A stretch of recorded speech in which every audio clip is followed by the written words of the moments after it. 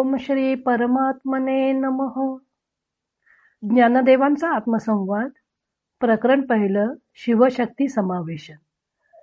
शिवशक्ती समावेशन प्रकरणाचा उपसंहार. ओव्या आहेत 63 आणि 64. भेदबुद्धीचा अहंभावाचा त्याग केल्यामुळे आपल्याला एकरूपत्व प्राप्त झाले असे ज्ञानदेवांनी सांगितले. हा त्याग आपण कसा केला ते ज्ञानदेव या ओव्यामध्ये सांगत आहेत.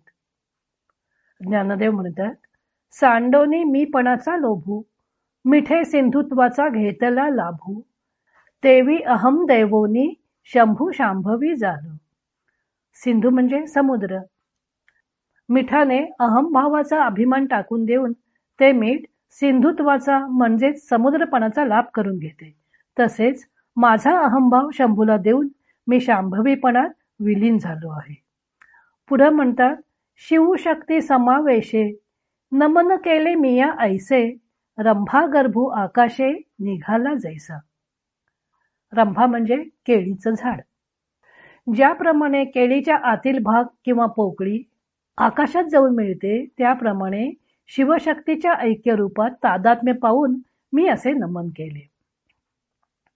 स्वामी स्वरूपानंद अभंग रूपांतरात म्हणतात, मिठे मीठपण आपुले सांडोन, राहावे होन सागरची, तैसा झालो मीही शिवशक्ती रूप, मुळी होता लोप अहंतेचा, काढिता सोपटे केळीतील गाभा, जाय जैसा नभा मिळोनिया, शिवशक्ती रूपी एकत्वे वंदन, अहंता सांडन केले तैसे.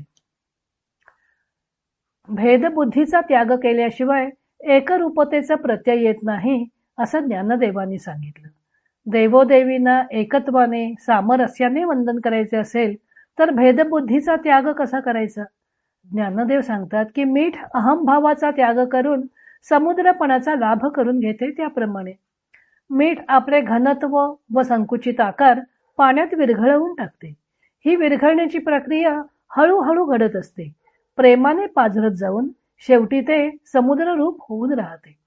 जोपर्यंत ते आपल्या परिमित आकारालाच मी समजत होते, तोपर्यंत ते आपण समुद्राहून वेगळे आहोत असे मानित होते. आता परिमित आकार नाहीसा करायचा म्हणजे काही आत्मघात करून घ्यायचा नाही, तर प्रेमाचा पाझर फुटला की आकार हळूहळू लोप पावत जातो, काठिण्य नाहीसे होऊ लागते.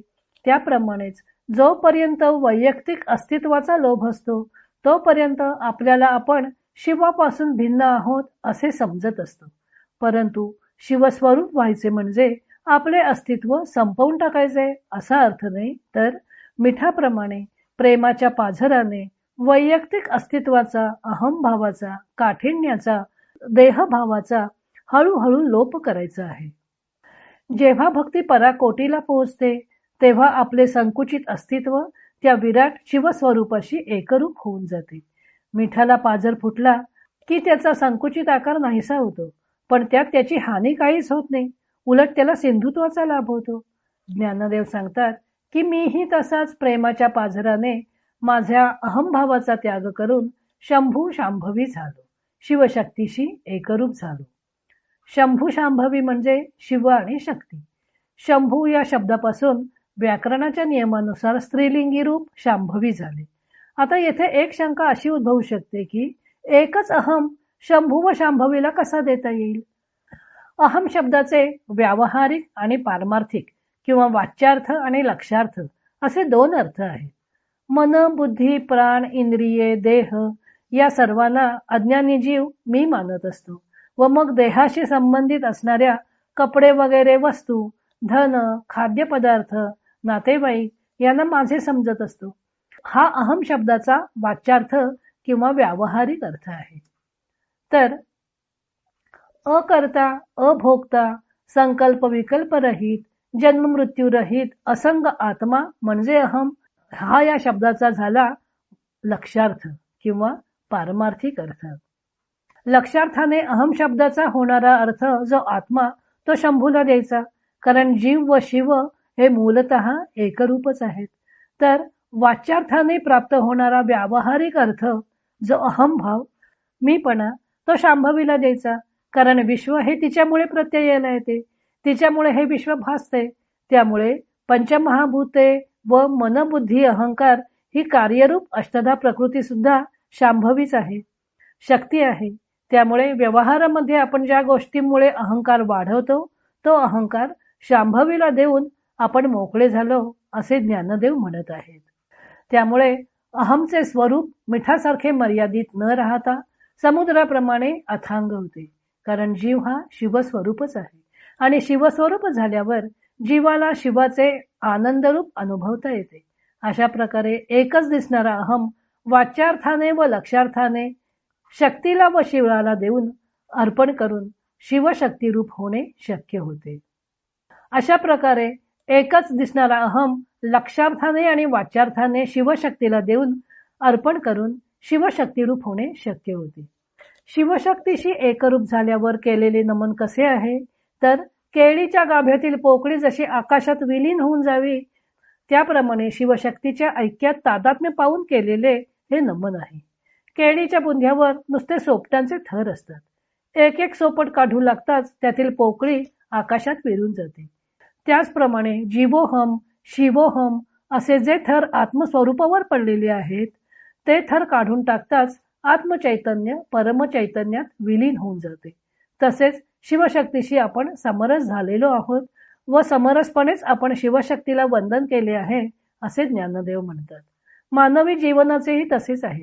वेदांतात 4 देह सांगितलेले आहेत. स्थूल देह, सूक्ष्म देह, कारण देह व महाकारण देह.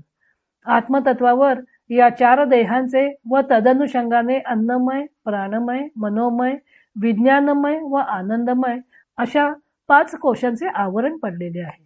ज्ञानदेव सांगतात की जसे जसे मी या एकेका देहाचे कोशाचे सोपटे काढू लागलो तसे तसे माझ्या हाती काहीच लागले नाही व या 5 कोशांच्या आत असलेला अहम शिवाशी एकरूप झाला. रंभागर्भ आकाशी रिगणे म्हणजे केळीच्या गाभ्यातील आकाश महाकाशात विलीन होऊन जाणे. अशा प्रकारे ज्ञानदेवांचे वंदन म्हणजे शिवशक्ती समावेशन होय. समावेशन म्हणजे एकत्व. मंगलाचरणातील 3ऱ्या व 4थ्या श्लोकात कोणाचे अर्ध कोणाशी संलग्न आहे हे समजणे शक्य नाही अशा समरूप असलेल्या शिवशक्तींना आपल्याला यथार्थ ज्ञानाची प्राप्ती व्हावी म्हणून वंदन केले होते. या 2 श्लोकांचे स्पष्टीकरण ज्ञानदेवाने पहिल्या प्रकरणात केले आहे. उपक्रमाच्या ओवीत ज्ञानदेवाने निरुपाधिक असणाऱ्या जगाच्या जननी जनकांना वंदन केले होते. तोच त्यांनी या प्रकरणाचा उपसंहार केलेला आहे. आता उद्यापासून आपण या शिवशक्ती समालोचन प्रकरणाचे समालोचन पाहूया.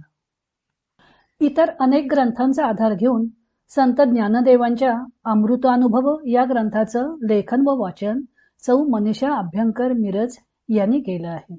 हरिओम तत्सत.